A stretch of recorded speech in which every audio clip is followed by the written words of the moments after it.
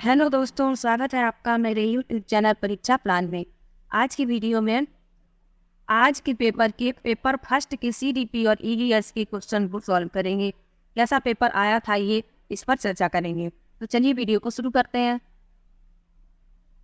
पहला प्रश्न लिखा है, निम्नलिखित कथनों को पढ़िए तथा सही विकल्प का चयन कीजिए। अभिकथन है, शिक्षार्थियों के बीच समालोचनात्मक चिंतन को सुगम बनाने के लिए शिक्षकों को उन्हें विविध परिस्थितियों और विभिन्न दृष्टिकोणों से अवगत कराना चाहिए। कारण है, जब विद्यार्थी विभिन्न मतभेदों के बीच बातचीत में संलग्न होते हैं तो वे समालोचनात्मक और रचनात्मक रूप से सोचने की अपनी क्षमताओं को सीखते और समृद्ध करते हैं। तो इसमें कौन सा सही है ये बताना है। चौथा सही है, ए और आर दोनों सही है और आर एक ही सही व्याख्या है। अगला प्रश्न था, निम्नलिखित में से अधिगम का प्राथमिक लक्ष्य कौन सा होना चाहिए। तो इस प्रश्न में पहला विकल्प सही है, समालोचनात्मक चिंतन का विकास। विद्यार्थियों की सीखने की शैलियों में विविधता। तो इस प्रश्न में तीसरा विकल्प सही है, को महत्व दिया जाना चाहिए और मानव विविधता के प्रतिबिंब के रूप में देखा जाना चाहिए। बच्चे सबसे प्रभावी ढंग से तब सीखते हैं यदि कोई अवधारणा, तो इस प्रश्न में सामान्य से विशिष्ट की ओर बढ़ती है तो बच्चे प्रभावी ढंग से सीखते हैं। तीसरा विकल्प इसका सही है। निम्नलिखित में से कौन सी प्रक्रिया अधिगम के दौरान योगदान नहीं देती है। तस्वीर गैर प्रासंगिकरण, पहला विकल्प इसका सही होगा।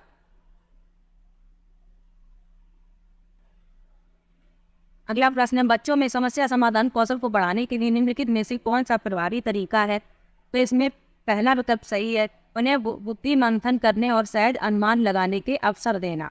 पहला विकल्प इसका सही होगा। अनुभवात्मक अधिगम किस पर बल देता है। तो इस प्रश्न में दूसरा विकल्प सही है, आलोचनात्मक प्रतिबिंबन के महत्व पर।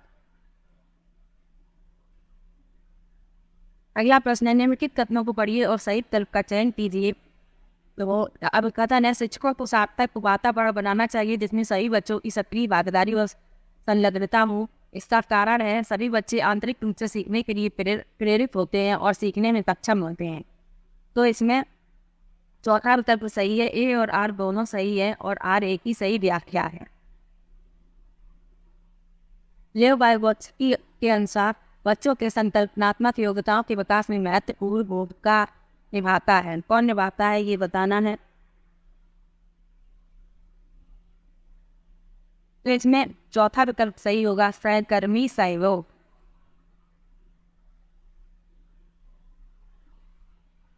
अगला प्रश्न है, लेव वाइगोत्स्की के सिद्धांत के अनुसार आंतरिक वाक है। तो इसमें पहला विकल्प सही होगा, बच्चों के लिए अपनी सोच को नियंत्रित करने का एक तरीका है। अगला प्रश्न, 4 वर्ष की अपर्णा कहती है कि बटन जिंदा है क्योंकि यह उसकी शर्ट को एक साथ बांधने में मदद करता है। जीन पियाजे के अनुसार उसकी सोच की विशेषता है। तो ये जीववादी चिंतन है। चौथा विकल्प इसका सही है। शैशवावस्था में सामाजिकरण की संस्थाएं प्रमुख रूप से महत्वपूर्ण हैं, जबकि प्रारंभिक वाली अवस्था में सामाजिकरण की संस्थाएं भी महत्वपूर्ण हैं। तो इसमें बताना है कौन सा विकल्प सही है। तो इसमें पहले भरा जाएगा प्राथमिक और फिर भरा जाएगा माध्यमिक। चौथा विकल्प इसका सही होगा। लेव वाइगोत्स्की के अनुसार, तो इसमें बताना है लेव वाइगोत्स्की के अनुसार, तो इसमें चौथा विकल्प सही होगा। संज्ञानात्मक विकास भाषा विकास को सुगम बनाता है। लॉरेंस कोलबर्ग की नैतिक तर्क की किस स्तर पर बच्चे आमतौर पर मानते हैं कि लोगों को समाज की अपेक्षाओं पर खरा उतरना चाहिए और अच्छे तरीकों से व्यवहार करना चाहिए। तो इसमें दूसरा विकल्प सही होगा, पारंपरिक स्तर। निम्नलिखित कथनों को पढ़िए तथा सही विकल्प का चयन कीजिए। शिक्षकों और साथियों जैसे अधिक जानवर अन्य लोगों के साथ बातचीत शिक्षार्थियों को उनकी समझ और कौशल विकसित करने में मदद करने के लिए आवश्यक समर्थन और मार्गदर्शन प्रदान करती है। कारण है, सामाजिक संपर्क सीखने और विकास का एक प्रमुख घटक है। इसमें चौथा विकल्प सही होगा। ए और आर दोनों सही है और आर एक ही सही व्याख्या है। चौथा विकल्प इसका सही होगा। अधिगम के लिए आकलन का मुख्य लक्ष्य क्या है। तो अधगम के लिए आकलन का मुख्य लक्ष्य है। इसका दूसरा विकल्प सही होगा विद्यार्थियों को प्रतिपुष्टि प्रदान करना, जिसका उपयोग उनके अधगम में सुधार के लिए किया जा सकता है। कि साई बच्चे शब्दों के खेल में शामिल हो सकते हैं और ऐसे चुटकुलों और पहेलियों को पसंद करते हैं जिनमें शब्दों का खेल शामिल हो। तो इस प्रश्न में 3 बार सही होना चाहिए, इसमें डाउट है। अगला प्रश्न देखते हैं। कैरल गिलिगन ने पूर्व वर्ग के नैतिक विकास के सिद्धांत की आलोचना की है। तो इसमें चौथा विकल्प इसका सही है नारीवादी दृष्टिकोण। चौथा विकल्प इसका सही होगा। जीन पियाजे के अनुसार पूर्व संक्रियात्मक चिंतन इन मुख्य विशेषताओं में से एक है जो किसी स्थिति के एक पहलू पर ध्यान केंद्रित करने और दूसरों की उपेक्षाओं करने की प्रवृत्ति को संदर्भित करता है। 19 नंबर में तो इसमें चौथा विकल्प सही होगा केंद्रीयन। प्रतिभावान बच्चों को शिक्षित करने का उपागम जो उन्हें असमान रूप से तीव्र गति से पाठ्यचर्या के माध्यम से आगे बढ़ाता है क्या कहलाता है।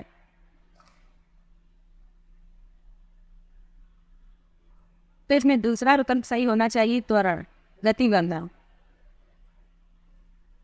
इस ग्राफिया एक दूसरा विकल्प इसका सही है तंत्रिकी विकार है जिसकी विशेषता अचरों और आकारों को बनाने में कठिनाई है। शिक्षक जो समावेशी कक्षाओं की दिशा में काम कर रहे हैं उन्हें चाहिए कि वे पाठ्यचर्या में अनुकूलन करें। दूसरा है विविध दृष्टिकोणों को शामिल करें।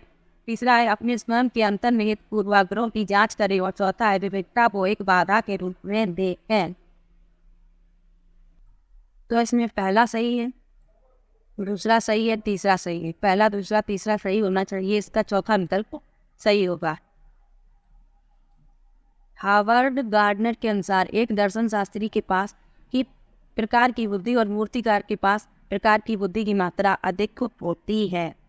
हार्वर्ड गार्डनर के अनुसार बताना है तो इसमें दूसरा विकल्प सही होना चाहिए अंतर्व्यक्ति और दिक् स्थान। निम्नलिखित में से स्वाधीनता वाले विद्यार्थियों की विशिष्ट विशेषता कौन सी है। तो इसमें दूसरा विकल्प सही होना चाहिए बार बार दोहराव और आवर्ती व्यवहार। निम्नलिखित में से कौन सा स्थूल गतिक कौशल है।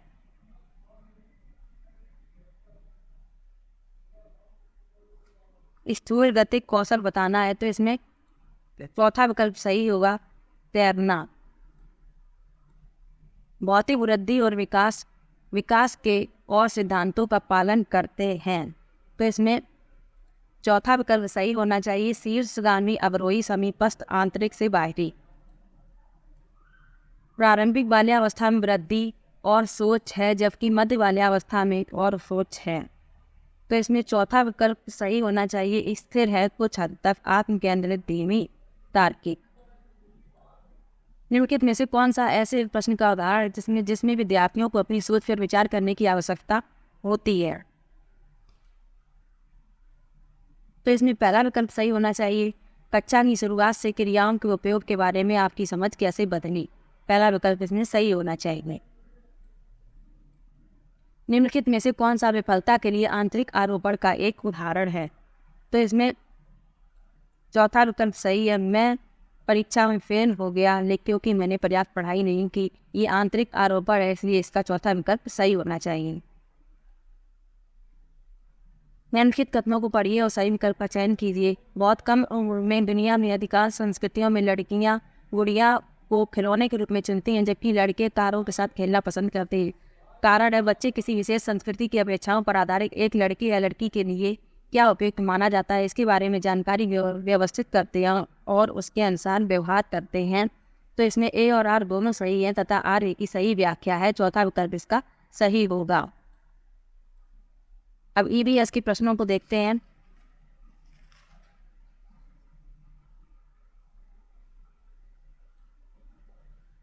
चौबीस ग्राम पर ml घनत्व और 6 ml आयतन वाली वस्तु का द्रव्यमान क्या होगा।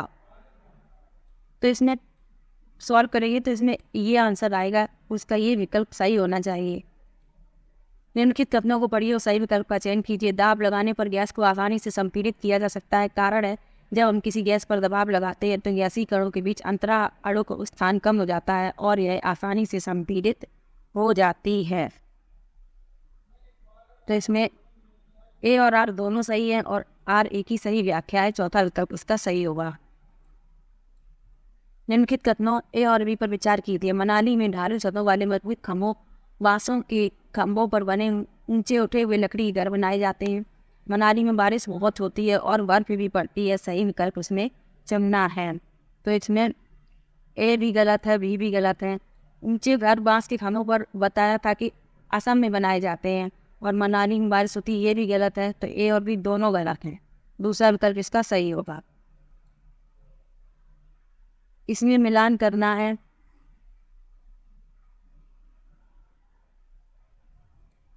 जीरा होगा छोटा परंतु खुशबूदार, मिर्च दक्षिण अमेरिका से उत्पत्ति, लौंग ईल की तरह दिखता है और केसर पीले रंग का होता है। तो ए का चौथा, बी का तीसरा, ए का चौथा, बी का सी का दूसरा। तो इसमें चौथा विकल्प सही होगा। ए का चौथा, बी का तीसरा, सी का दूसरा और डी का पहला। बंगाल की खाड़ी का तटवर्ती राज्य केंद्र शासित प्रदेश है। तो बंगाल की खाड़ी का जो होगा इसमें ऑप्शन के हिसाब से सी सही होगा, उड़ीसा। जंगलों के बारे में निम्नलिखित कथनों पर विचार कीजिए। कोटक भाषा में तोरान का मतलब जंगल होता है। झारखंड में ग्राम परिषद लॉटरी के माध्यम से तय करती है कि किस परिवार को कृषि के लिए कितनी भूमि मिलेगी। जंगल अधिकार कानून 2007 उन लोगों को अधिकार दिलाता है जो कम से कम 15 वर्षों से जंगलों में रह रहे हैं और मिजोरम में लगभग 3/4 लोग जंगलों से जुड़े हैं। तो इसमें बताने हैं कौन कौन सी कथन सही हैं। तो इसमें ए सही है और डी सही है। तो विकल्प देखते हैं। इसका पहला विकल्प सही होगा, ए और डी।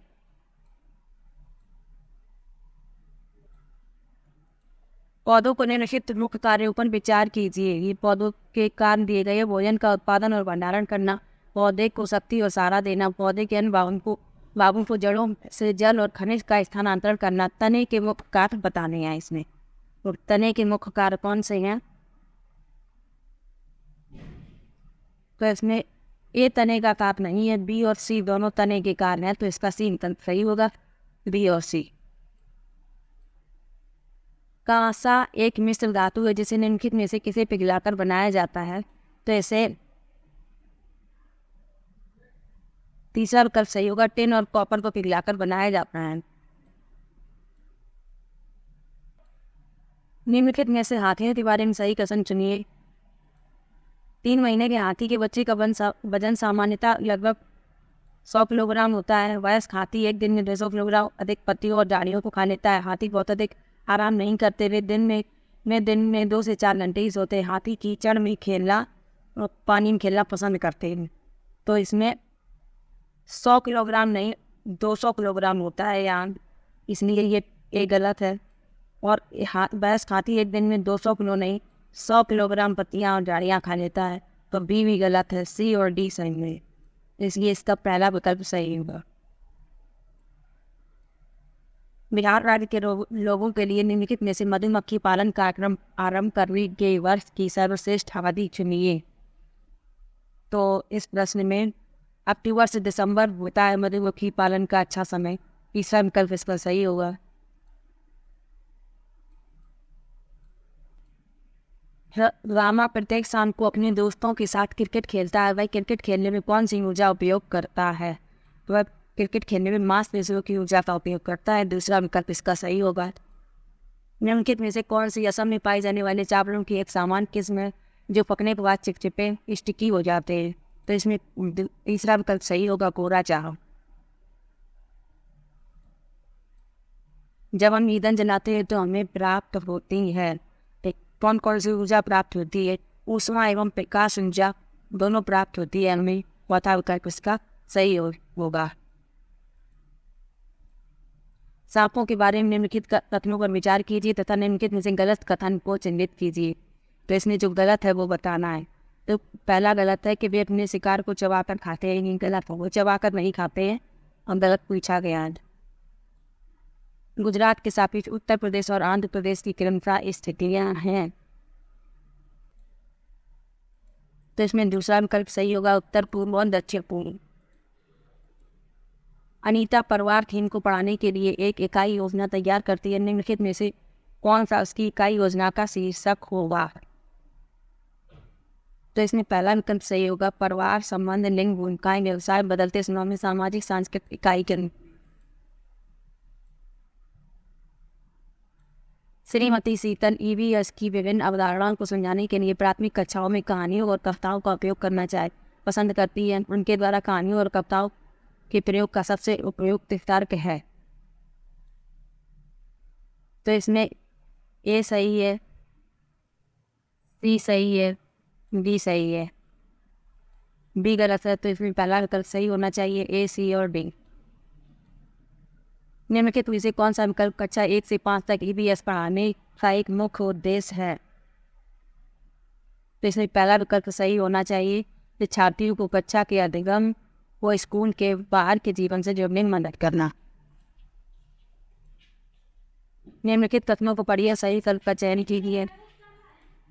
ईवीएस के सीखने के अवलोकन को पहचान करना, पहचान, वर्गीकरण आदि संबंधित प्रक्रिया कौशल के लिए उन्मुख होने की आवश्यकता है। विभिन्न प्रक्रिया कौशल प्राप्त करने के माध्यम से ईवीएस के सीखने के परिणामों को हासिल करने की संभावना होती है।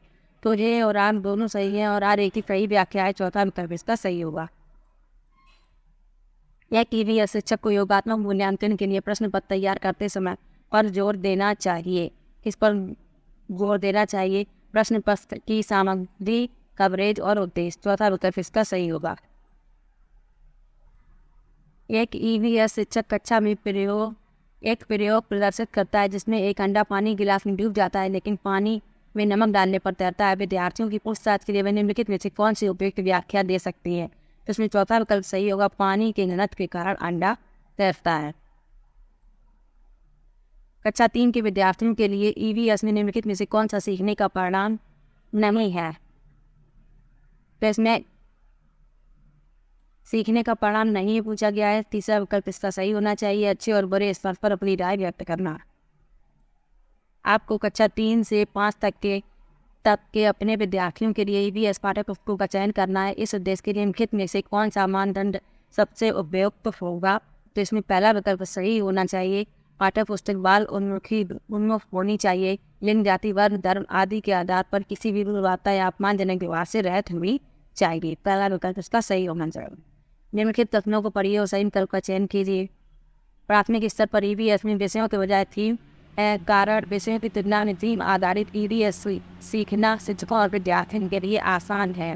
तो इसमें ए सही है परंतु आर गलत है। ए विकल्प इसका सही होना चाहिए। एक शिक्षिका ईवीएस शिक्षण के लिए अपने विद्यार्थियों के साथ तुल्यकालिक संप्रेषण का चयन करना चाहती है। वह निम्नलिखित में से किसे चुनेंगे? तो इसमें पहला विकल्प सही होना चाहिए, वीडियो कॉन्फ्रेंसिंग, ऑनलाइन चैट, सख्त फोन कॉल। यदि थीम यात्रा, रेलवे स्टेशन ईवीएस में एक सामुदायिक संसाधन के उपयोग को दर्शाता है तो निम्नलिखित में से कौन पूरा करेगा? नींद, भोजन, किसान। तो इसमें पहला विकल्प सही होना चाहिए, किसान। ईवीएस शिक्षण के दौरान एक शिक्षक का बयान प्रश्न से विद्यार्थियों को स्वयं या अपने साथियों की प्रक्रियाओं से उत्तर को विस्तृत करने के लिए प्रोत्साहित करता है। तो इसमें तीसरा विकल्प सही होना चाहिए, खोजपूर्ण प्रश्न।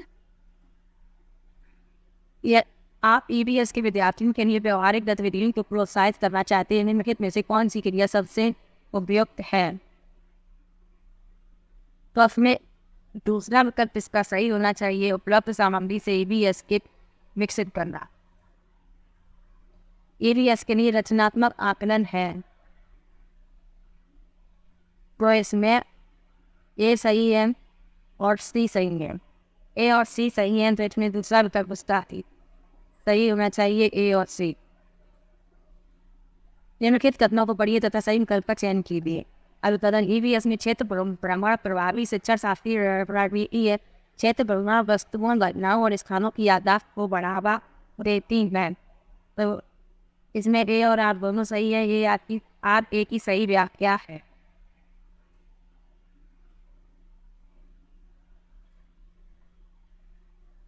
तो ये आज के पेपर का सॉल्यूशन था। पेपर फर्स्ट के ईवीएस और सीडीबी के प्रश्नों को हाई किया है। आप लोग बताइएगा कितने प्रश्न सही हैं। तो और वीडियो को लाइक और चैनल को सब्सक्राइब जरूर कीजिएगा। Thank you.